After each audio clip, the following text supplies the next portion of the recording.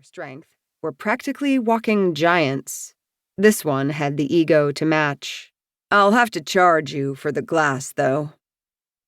Aya unfastened her cloak and tossed it onto the stool next to her as she leaned a hip against the bar. "Perhaps I could find another way to make it up to you." His eyes lit at the suggestion, his thick forearms bracing on the counter. "I know how to throw a punch, too, you know. Have I told you about the time I took on 2 anime with my bare hands?" She'd heard the story twice. He loved to brag about his days as a ring fighter. The first time he'd shared it, Aya had hardly been able to keep from rolling her eyes. While the anime used their life and death affinity to serve mostly as healers, they could be lethal. A simple touch of their hand, and one's pulse could be lowered in seconds. Even a Zelu like the Keep couldn't stand against them. She was fairly certain anime were banned from ring fights anyway. Aya leaned in closer, willing her face into rapt interest as he launched into the tale again. She smiled blandly and twirled her dark brown hair around her finger as the Keep droned on, his arms gesturing wildly. Carefully, she let her affinity flow from her. No shield. Excellent. "How did a strong fighter like you end up in a place like this, anyway?" she asked as she took a sip of her beer. His gaze followed the path of her tongue as she licked the foam from her lips. He shrugged. "It's not all bad. I'm management, you know." Aya forced her eyes wide. "Are you really? So is that your office you keep sneaking back to, then?" She nodded toward the guarded back hall to the left of the bar.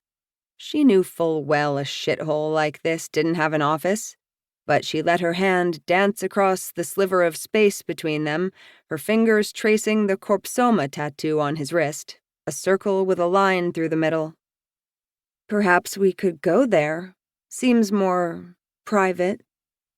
The Keep shook his head. "Not my office." He paused and looked around. "I really shouldn't say, but—" She pushed her affinity harder, and the man continued, oblivious to how she persuaded the information from his mind and mouth. "2 men have been making visits here for weeks. From Trahir, I reckon, given their accents. They don't bother to filter their talk around me. But I listen." He glanced around them again before leaning in closer, his voice dropping to a whisper. "They're buying weapons outside the council. I'm thinking I can get a cut of it in exchange for not turning them in." "Really?" Aya breathed.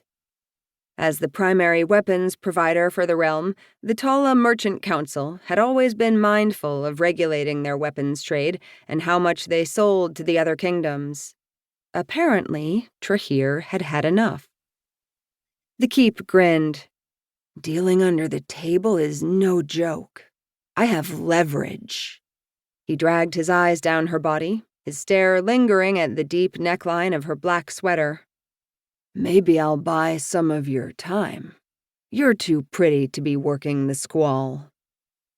Aya kept a coy smile fixed on her face as he reached forward and cupped her chin, his thumb stroking her jaw.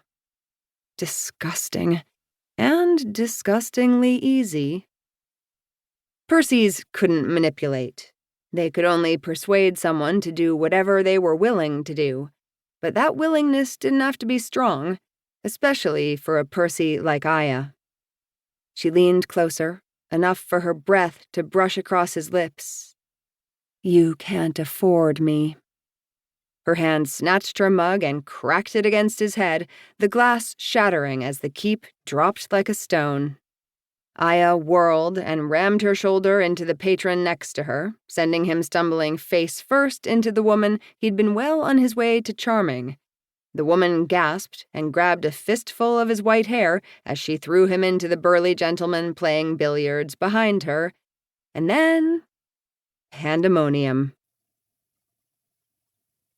Aya snatched one of the abandoned drinks on the counter and downed it in a single gulp before aiming for the back hall.